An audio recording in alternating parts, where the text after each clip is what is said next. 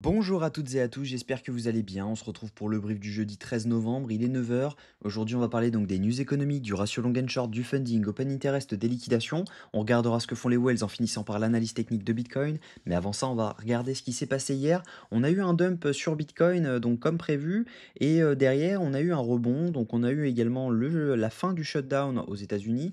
Donc ce qui est une news logiquement plutôt haussière, étant donné que là, quand même, on va avoir pas mal de volatilité prévue puisqu'il y a pas mal de news qui n'ont pas été, sorties dues à ce shutdown, puisque les bureaux étaient fermés et cetera, et donc là, elles risquent de sortir, petit à petit, toutes, presque toutes en même temps, mais du coup, ça n'a pas été pricé sur le consensus de la prochaine réunion FOMC, donc ça, il faut y faire attention parce qu'on va vraiment avoir des mouvements liés à ces news, puisque rien n'a été pricé depuis environ un mois et demi. On a eu certaines news qui sont sorties, les plus importantes, mais beaucoup ne sont pas sorties. Et donc, par conséquent, on risque d'avoir un consensus qui bouge un peu dans tous les sens. Donc, faites attention à ça. On risque d'avoir quand même pas mal de volatilité sur les marchés à venir. Donc, on risque tout simplement de venir prendre les stops un peu partout, dans tous les sens. Et là, actuellement, on a pris les stops au niveau baissier. Donc, c'est plutôt intéressant puisque actuellement, la structure est haussière. On a validé donc un changement de tendance en H1, si jamais je dis pas de bêtises. Donc on est actuellement passé haussier, on est actuellement là-dessus, on vient de break le FVG H1 que nous avions donc dans cette zone, et logiquement on pourrait aller un peu plus haut. Donc techniquement en H4 c'est haussier, on a des wells qui n'achètent pas, qui sont un peu réticentes, les micro wells achètent, les retails revendent, donc enfin rachètent également. Vous allez voir que c'est plutôt intéressant au niveau data pour avoir un rebond incessamment sous peu. Donc logiquement on pourrait avoir eu un bottom court terme en tout cas dans cette zone, on pourrait être sur une accumulation dans laquelle on vient chercher les zones dont je vous parlais depuis un petit moment. Et la zone dont je vous parlais depuis un petit moment, c'était la zone des 108 500. Donc on pourrait très bien venir chercher cette zone. Mais on va regarder au niveau des datas si jamais ça coïncide avec le plan. Donc au niveau news économique aujourd'hui, on va avoir l'inflation américaine à 14h30. Attendez-vous à avoir du mouvement. On aura également d'autres news à mon avis qui vont arriver. Et à mon avis, elles vont arriver en mode surprise puisque voilà, avec le shutdown, on a quand même des news qui vont arriver, mais on ne sait pas exactement quand. Au niveau crypto bubble, ce qu'on voit, c'est que on a du vert à peu près partout sur les alts. On a des alts qui performent très très bien. Notamment le TEL qui prend 119%, le AB qui prend 32%, et derrière on a simplement on est sur un range, sauf sur Aero où là on est complètement baissier, on a pris moins 15%.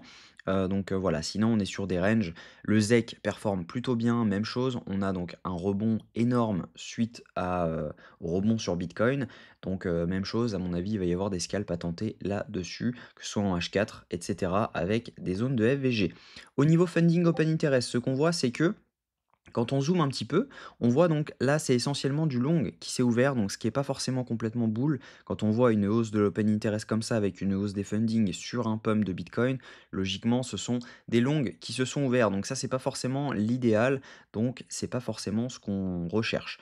Ensuite, ce qu'on voit ici, même chose, on a eu un up de l'open interest ici avec un up des funding, ce qui veut dire que ici c'était des longs qui s'étaient ouverts.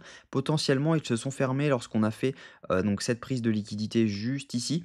Mais voilà, ils sont pas complètement fermés étant donné qu'on n'a pas fait une vraie prise de liquidité. Ça aurait été beaucoup plus intéressant de venir faire une vraie mèche en dessous pour tout simplement fermer tous les longs qui s'étaient ouverts. Et là, actuellement, bah, tous ceux qui avaient leur stop ici sont toujours dedans. Et ça, c'est un peu problématique. Si jamais on regarde juste ici, on voit que c'était essentiellement donc du short qui s'était ouvert, étant donné que bah, on a eu donc une hausse de l'open interest avec une baisse majoritaire des funding. Donc ça, c'est plutôt dangereux, étant donné que bah, juste ici, il y a beaucoup donc, de shorts qui se sont ouverts. Et donc, par conséquent, logiquement, on a des liquidations à venir chercher juste au-dessus. Donc autour des 5 170 $. Au niveau des liquidations, si on regarde, on voit donc clairement que bah, on a des clusters de liquidités à venir chercher jusqu'aux 105 531 $. Donc c'est ce que je vous disais, on a pas mal de gens à venir liquider. Et en dessous, on n'a plus grand chose, hein. On voit qu'on a un cluster de liquidité autour des 102 370 $, mais derrière, on pourrait rebondir pour venir prendre les liquidités suivantes. Et si jamais je regarde par exemple sur 3 jours, bah, les liquidités, elles sont vraiment au nord. Si jamais je regarde sur une semaine, c'est la même chose, elles sont au nord. On a vraiment liquidé tout ce qu'il y avait à prendre quasiment sur les liquidités. Mais en une semaine, on voit quand même qu'on a des liquidités autour des 99 000 $. Donc je vous disais une bêtise sur l'échelle de temps. Une semaine, on voit clairement qu'il reste encore beaucoup de gens à venir chercher jusqu'aux 98 500 $. Donc on peut ne pas être sur un bottom euh, moyen terme, on peut être sur un bottom court terme sur lequel on revient chercher les liquidités et ça il faut y faire attention parce que à échelle de temps en H4 etc on reste quand même baissier et ça il faut y faire très attention. Au niveau de ce que font les whales, donc les whales sont dans l'indécision totale, on le voit clairement, il y a des achats, il y a des ventes etc. Donc on n'est pas non plus sur des mouvements précurseurs de mouvements à venir, on voit clairement que voilà, c'est indécis, on a des achats, des ventes, et cetera. C'est pas vraiment ça qui va nous indiquer où est-ce qu'on pourrait aller. Au niveau des micro-wells, on voit qu'elles rachètent complètement. On a même validé, donc on pourrait se dire qu'on a presque validé un changement de tendance sur les micro-wells. On est actuellement donc sur une divergence entre le prix et ce que font les micro-wells. Mais voilà, le prix pour l'instant est revendu par les retails, donc il n'y a pas forcément de FOMO à ce moment-là. Donc logiquement, il n'y a pas forcément de grosse pression acheteuse. Il va vraiment falloir que les wells s'y mettent pour qu'on aille beaucoup plus haut. Donc techniquement, en H4, on reste baissier. On a validé donc ce changement de tendance juste ici. Donc si on regarde, on a notre changement de tendance ici. Là, on a un boss juste ici. Et donc logiquement, bah, tant qu'on ne valide pas au-dessus donc, de cette zone-ci, donc qui est la zone des 105 292 $, bah, on reste baissier. Ça veut dire que là, c'est le dernier short à tenter. Si jamais on vient à clôturer au-dessus de cette zone des 105 292 $ en H4, logiquement, on passera aussi, on viendra au minimum chercher les 108 425 $. Et à mon avis, on pourra venir chercher un peu plus haut, étant donné qu'on a quand même des liquidités à prendre dans les 112 000 $ et également à 118 000 $. Ça, c'était la zone dont je vous avais parlé depuis un petit moment. Donc on reviendra dessus, à mon avis, si on s'en approche. C'est pas encore le moment d'en discuter. Cette zone OTE, elle peut... Hop, ça je peux l'enlever. Cette zone OTE, elle peut changer et passer ici. Donc même chose, on risque à mon avis d'avoir cette zone-ci qui est prise. Donc là, même chose, on a un IFVG Daily qu'on n'avait pas fil intégralement. On est donc sur un IFVG Daily qui va jusqu'aux 118 223 $ et on a un deuxième IFVG Daily entre les 118 616 et les 119 156.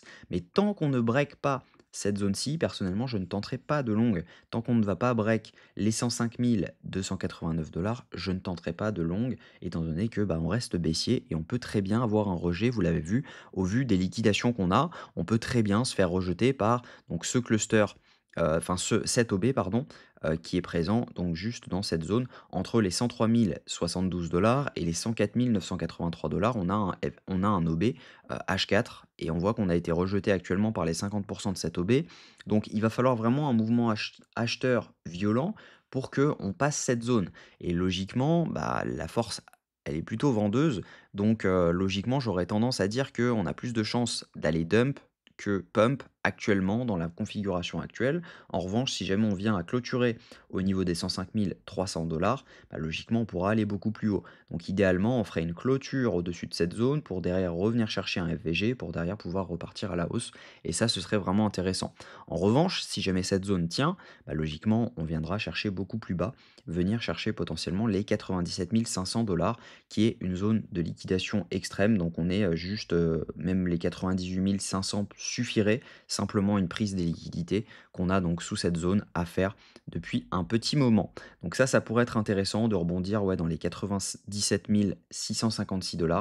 Mais voilà, tant que ces zones tiennent, en tout cas, tant que cette zone tient, il n'y a pas forcément besoin de long maintenant, en tout cas, parce que ça serait du FOMO. Il fallait vraiment tenter le long au moment du retest. Personnellement, j'ai tenté un petit scalp, vraiment petit scalp. Là-dedans, c'était donc j'ai clôturé à 1 R et donc c'était je l'ai tenté dans le IFVG. Tac, je vais vous le montrer parce que c'était quand même intéressant de se dire qu'il y a des IFVG qui fonctionnent. Tac, donc je vais me remettre en H4 et on va passer en M15 et vous allez voir que ça marchait plutôt bien. Tac, on avait donc ce IFVG juste ici, donc qui n'avait pas été clôturé intégralement. Et en fait, quand on zoome en, je vais mettre en M5 pour que vous voyez, On était là-dessus et en fait, moi, ce que j'ai fait, c'est tout simplement, je me suis placé dès qu'on a pris la liquidité et rebondi dans ce IFVG, je me suis placé au 345, donc c'était juste ici, avec un stop vraiment très, très, très, très proche. Donc mon stop était, juste ici et le but c'était de target simplement un RR de 1 pour faire la journée. Donc voilà, j'avais clôturé juste comme ça et donc c'était un rebond très rapide, mais voilà, très intéressant puisque, c'est toujours, des de la free money de faire ce genre de move puisque c'est assez évident de rebondir dans un IFVG H4 après un dump comme ça et surtout après une prise de liquidité. Donc c'était un move simple, mais il fallait pas le hold parce que sinon il aurait stop. Le bottom n'était clairement pas clean et je l'avais dit, il y a pas mal de gens qui ont tenté un long juste ici quand on a validé ce changement de tendance et je leur ai dit: «Faites attention, le low n'est pas clean, clairement, on n'avait pas liquidé, cette zone-là, il aurait fallu vraiment avant de faire le shosh, il aurait fallu prendre la liquidité et derrière on valide le changement de tendance et là on pouvait repartir. Chose qu'on a fait ici. Donc tout simplement si j'ai mon dézoom un petit peu, on passe en M15. Donc là le bottom pour moi il est clean, enfin voilà, c'était juste ici, tac et là le bottom il est clean. On voit clairement que, bah, on a, cette chose-là, donc on vient tout simplement, on latéralise, on swap les liquidités, on relatéralise, on valide un changement de tendance, on liquide et ensuite on repart. Et ça, c'est clean comme bottom, puisque là, tous ceux qui étaient ici se sont fait sortir ici, logiquement. La plupart, du moins. Puisque ceux qui rentrent là, logiquement, ce sont des retails, etc. Si jamais ils mettent leur stop dans cette zone-ci, ça veut dire que bah, clairement, ils ont prévu de se faire liquider. Donc, c'est pas forcément un bottom clean. Logiquement, le stop était beaucoup, beaucoup plus bas. Donc voilà. Et actuellement, on est sur un changement de tendance en M15, donc on pourrait pousser un peu à la hausse. Mais en tout cas, tant qu'on n'est pas haussier en H4, je ne vais pas tenter de long personnellement. Mais voilà, ça va être en tout cas tentant. Si jamais je vois un setup de short, je pense que je shorterai. Mais voilà, pour avoir un setup de long, il faudra attendre du H4. Mais un setup de short en M15, ça peut être intéressant de le short, puisqu'on reste en tendance baissière essentiellement. Donc voilà, j'espère que cette vidéo vous a plu. Si c'est le cas, je vous invite à vous abonner, à liker cette vidéo et à commenter ce que vous en pensez. N'hésitez pas à rejoindre le Discord public également. Il y a de l'activité qui va reprendre dessus bientôt. Donc n'hésitez pas à le rejoindre. Le lien est en description de la vidéo. Ce sera un grand plaisir de vous y accueillir. Je vous souhaite une bonne journée. À demain, même heure. Prenez soin de vous.